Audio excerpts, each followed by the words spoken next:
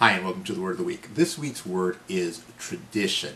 Now, we're entering into the holiday season. This is a time when we have a lot of traditions that we follow, a lot of family traditions. Maybe it's that Thanksgiving get-together, or going shopping on Black Friday, or all those wonderful things that tend to happen right around this time of year. The thing about traditions are important. They're an important part of who we are and what we do. The definition of traditions is an inherited, established, or customary pattern of thoughts, actions, or behavior. Right, so that's one of the definitions. So that's really critical in terms of our family traditions, our personal traditions, some of our cultural traditions. But the thing is that sometimes we have to look behind the actions to the intent.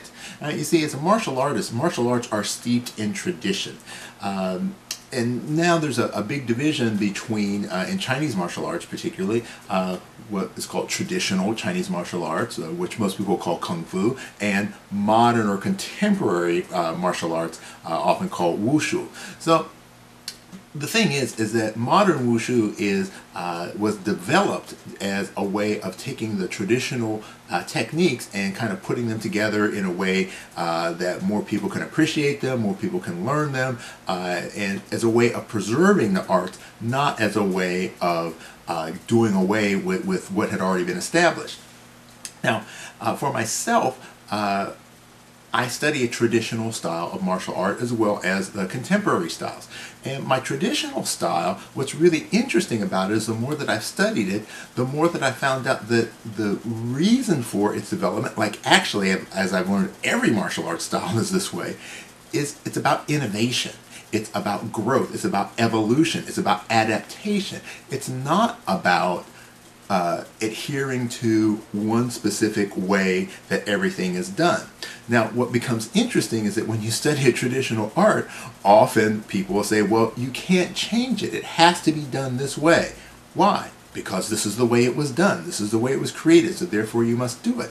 But if you go back down the line, you're always going to come to that point where someone had to make a change in order for the art to evolve and to grow. So, at the essence of all martial arts is really the process of evolution, the process of growth, the process of change, not that of stagnation.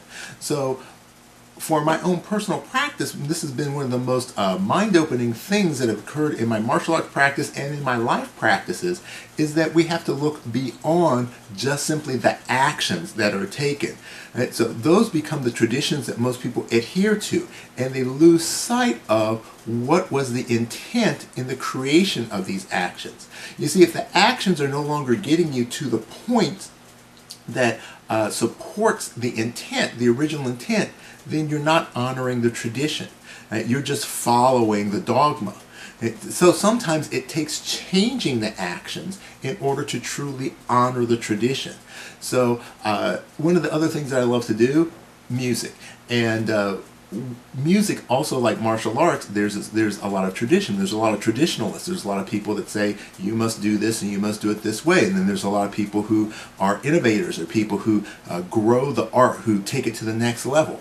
And I'm going to kind of use this over the next couple of weeks as a springboard of how to honor the tradition of change, the tradition of growth, the tradition of evolution, the tradition of improvement, through looking at three basic concepts that I picked up from one of great jazz instrumentalist that's one of my heroes, Mr. Clark Terry. And his three steps are imitate, assimilate, and innovate. And we're going to use those as our words over the next couple of weeks in the context of honoring the tradition of growth, honoring the tradition of evolution, honoring the tradition of change and improvement. Right? So I'm not saying that we should do away with all traditions. The traditions are great. We need those. It gives us a sense of belonging. It gives us a sense of connection. But we always want to think about what's the purpose behind it. And are these actions still in line with the purpose? If they are, keep them going. If they're not, think about maybe a way that you can change any of your traditions to make them more related to the underlying growth and the underlying intent that you have. All right, we hope to see you next week as we move along in this process of growth and evolution. Thanks, we'll see you then.